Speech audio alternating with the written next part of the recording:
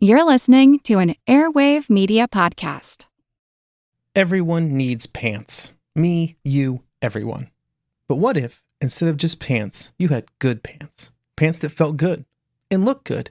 And what if you just needed one pair of pants for everything? Jack Archer can help make that a reality. Instead of needing different pants for travel, work, and weekends, the Jet Setter Tech Pant is designed to do more with one pair, built for the office, the golf course, date nights, and everything in between.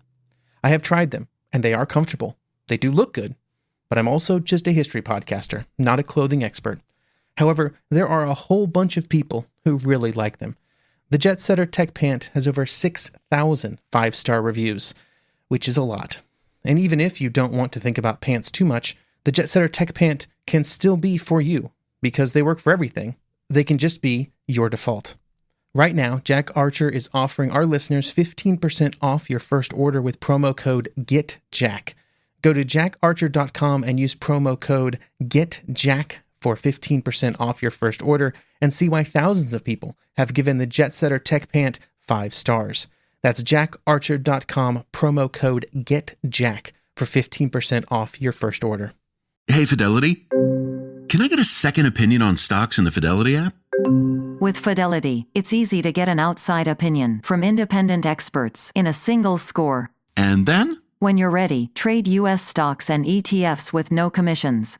That's right. I am always right. Investing involves risk, including risk of loss. $0 commission does not apply to customers designated by Fidelity as a professional equity trader. A limited number of ETFs are subject to a service fee of $100. See details at fidelity.com/commissions. Fidelity Brokerage Services, LLC, member NYSE SIPC.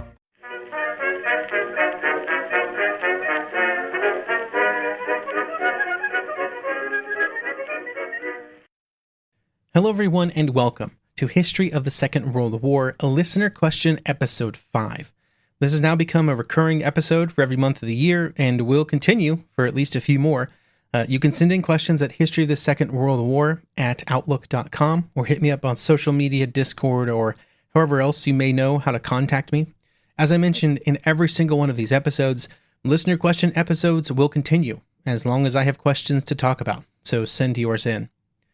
Our first question today comes from Chris. If the Allies had decided in 1942 on an invasion of France the following summer, could this have been achieved? I think the answer to this depends on what you want the invasion to achieve. Could they have gotten men onto the beach? Sure. Would they have been able to stay on that beach or advance inland? A bit less likely. There are a whole set of challenges here that they would have to overcome, which in a real timeline they would before 1944.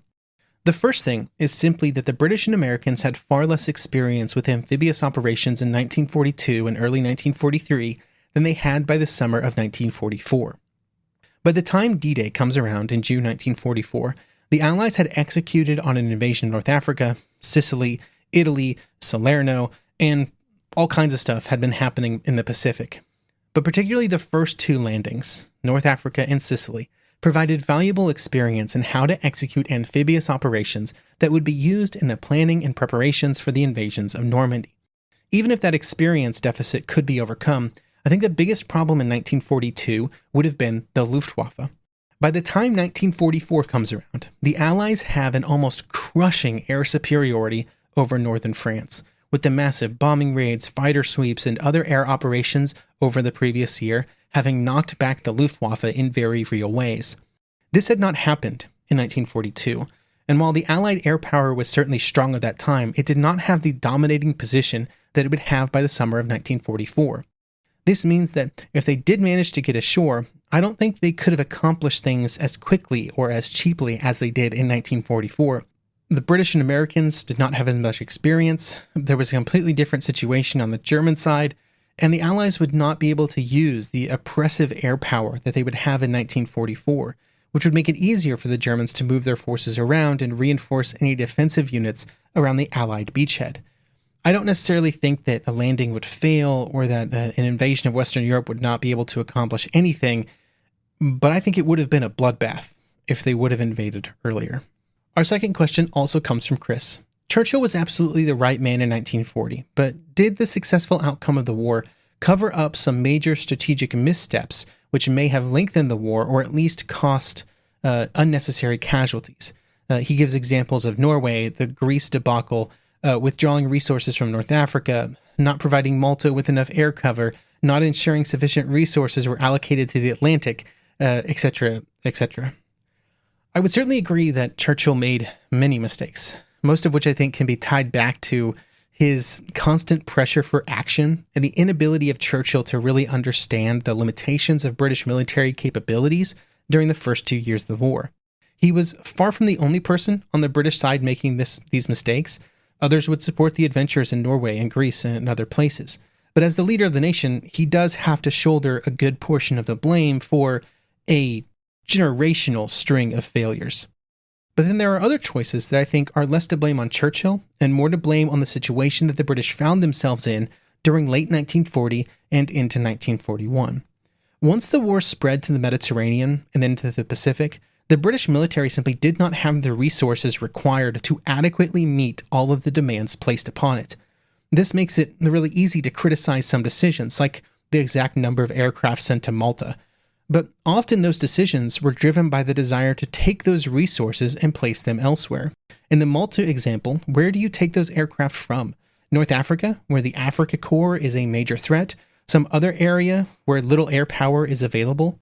There are many decisions that when analyzed in isolation seem simple, but when viewed from the perspective of global war are harder to know what the better path would be.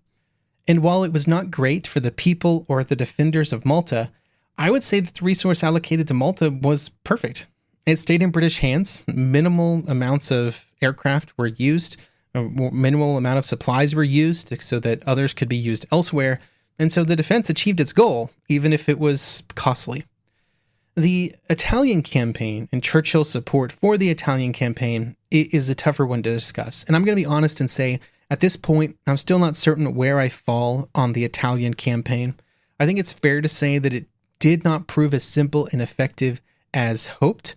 But I think I would need more research to state that it was a costly road to nowhere, which is some words that Chris uses in his question. It also is not clear to me what a better use of those forces would have been in mid-1943, because I'm not totally convinced an invasion of France would have gone much better, in 1942, 1943, for all the reasons I discussed in the first question. But this is one of those opinions I think I will feel far more certain about in a few years when I get to that mid-1943 point on the podcast and start discussing Sicily and Italy in more detail. Back to Churchill specifically, though, and this may be pretty controversial, but I think there are limits on how much blame you can place on Churchill's soldiers for the length and cost of the war. Before June 22nd, 1941, and the start of Operation Barbarossa, there was nothing that the British could meaningfully do to impact the overall course of the war other than to surrender. They could have surrendered and it could have been over. After June 22nd, 1941, especially after December 7th, 1941, the British were never in a position to drive the bus on wartime strategy or execution. Sure, they got their way in some cases, like with Italy, but for the most part, they were at the mercy of what the Americans and Soviets wanted to do. I think the only way Churchill could have caused meaningfully less people to die during the war was to sign an armistice with Germany in July 1940 and wait for the German invasion of the Soviet Union before jumping back into the conflict. But he would never have done that. And that was the one thing that he would never have done. And I don't necessarily think that guarantees a better long-term outcome for the British.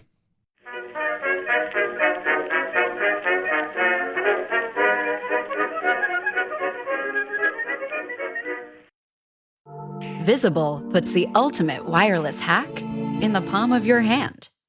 With unlimited 5G wireless data and hotspot designed to keep you connected, powered by Verizon's 5G network. And no contract holding you back.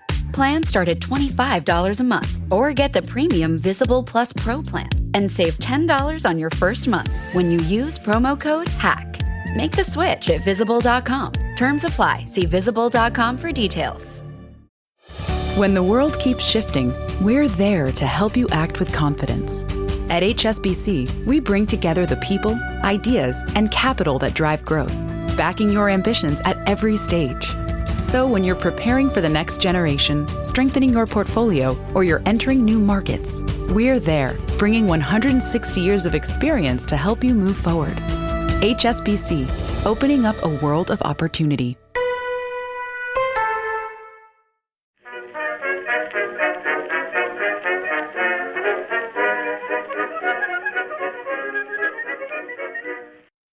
Next up is one from listener Scott. My question is on economics during the war in the occupied countries.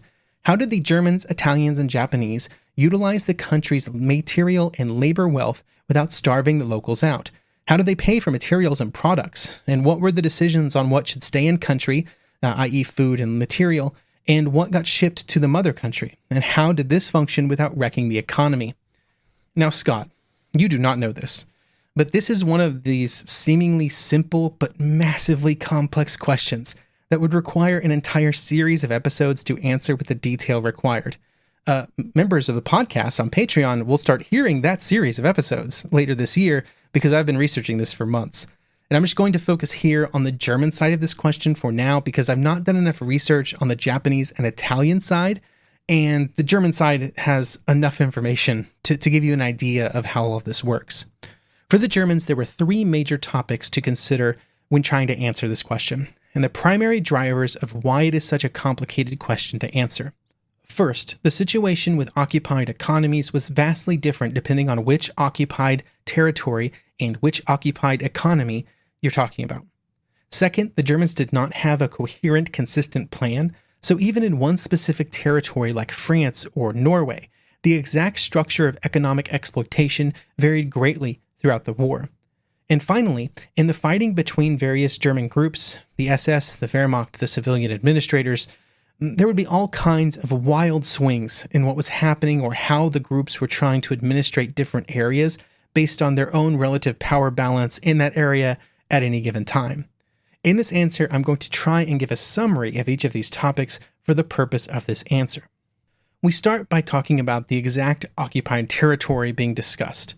In general, Nazi economic policy around occupied territories could be split into two broad groups: those that were to be exploited for their resources and those that were to be exploited for their economic production.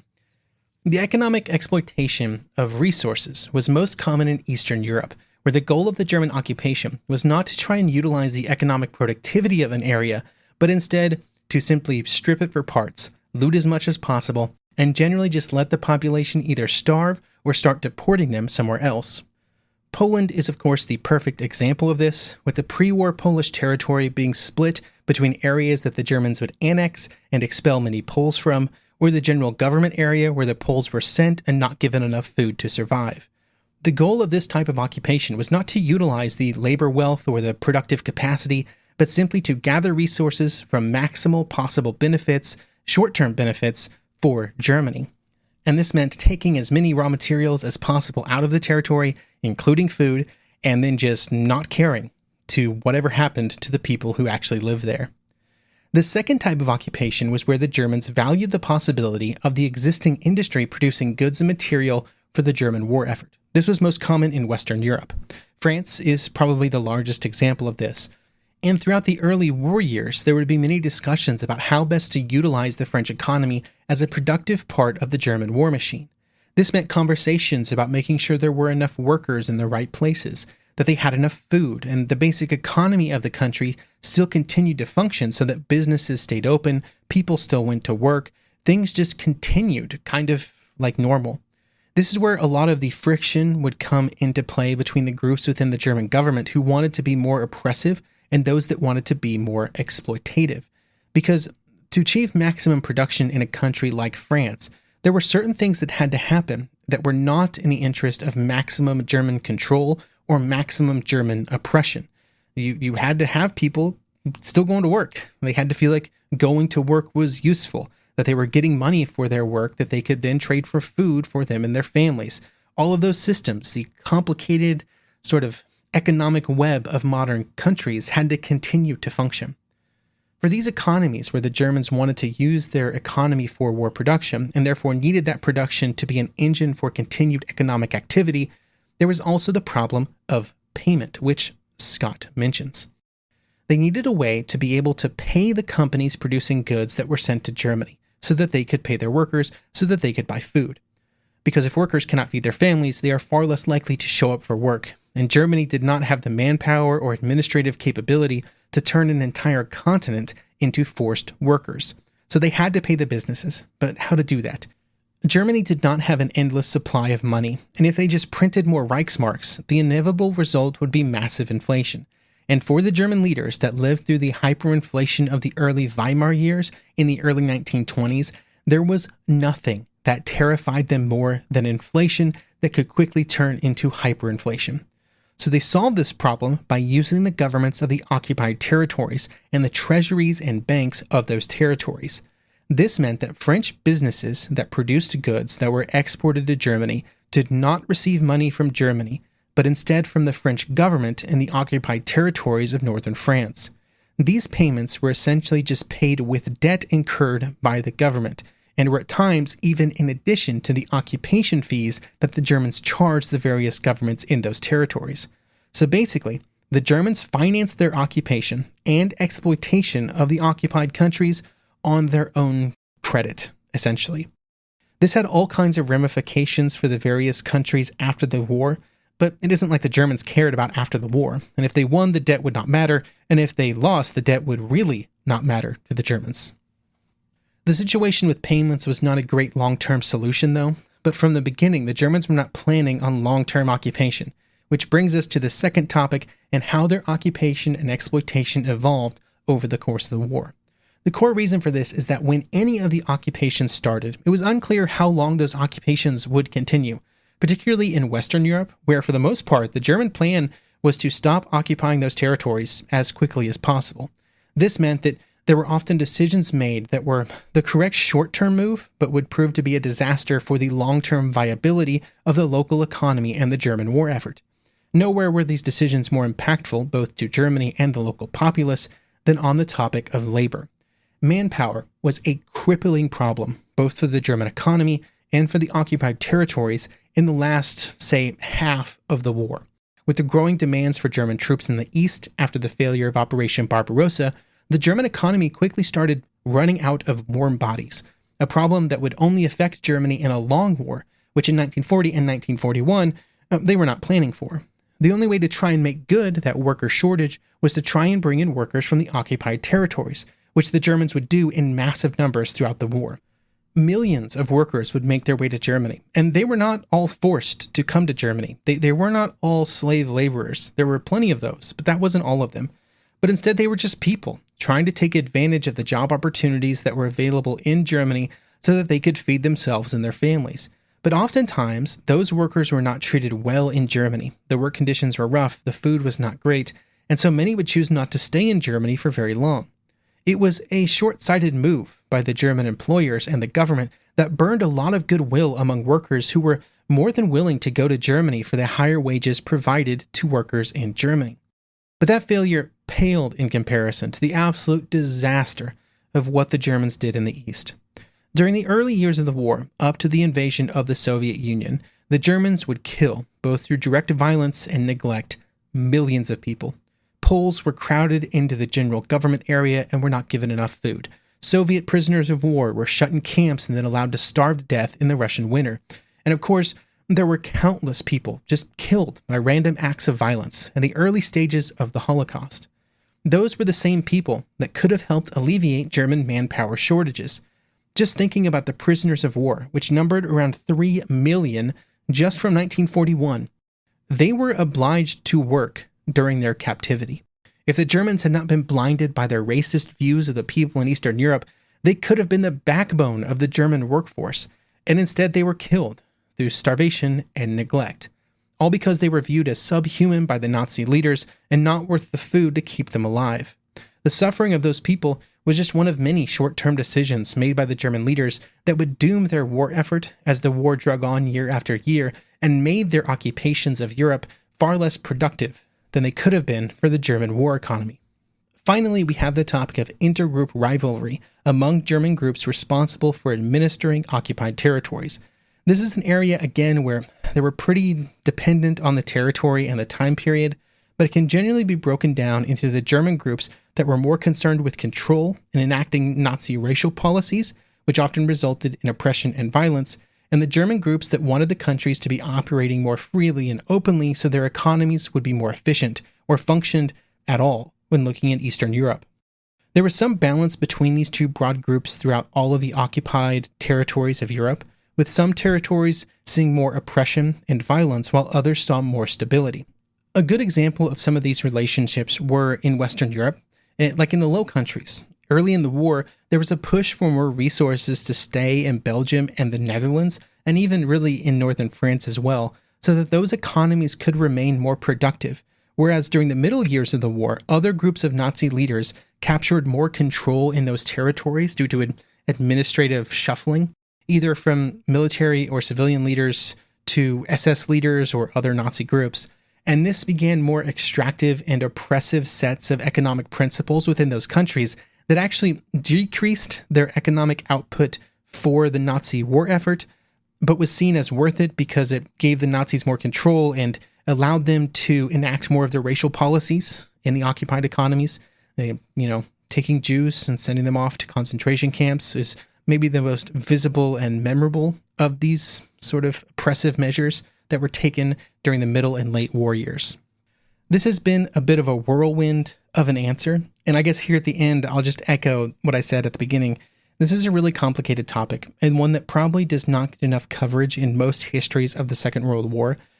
The management and mismanagement of the occupied economies can really help explain why the Germans were so successful in the war and why they were able to continue producing military goods in such large numbers in 1944, while at the same time also helping to describe why they could have utilized all of the territory under their command in much better ways, which could have shifted the course of the war, if maybe not the final outcome.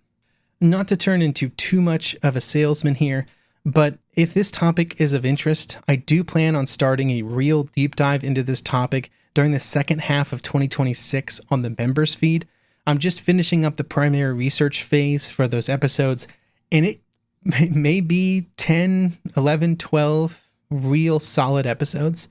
There are so many little things within the broader topic of occupied economies and occupied life that I'd not really given any thought to before doing the research.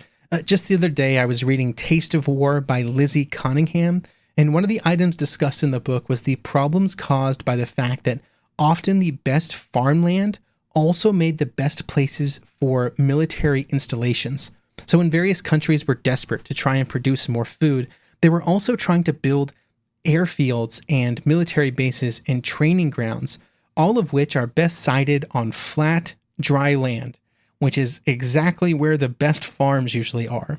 In Germany, this meant that tens of thousands of acres of land were not producing food during the war because that's where the Germans needed those airfields and the roads and the bases that served them.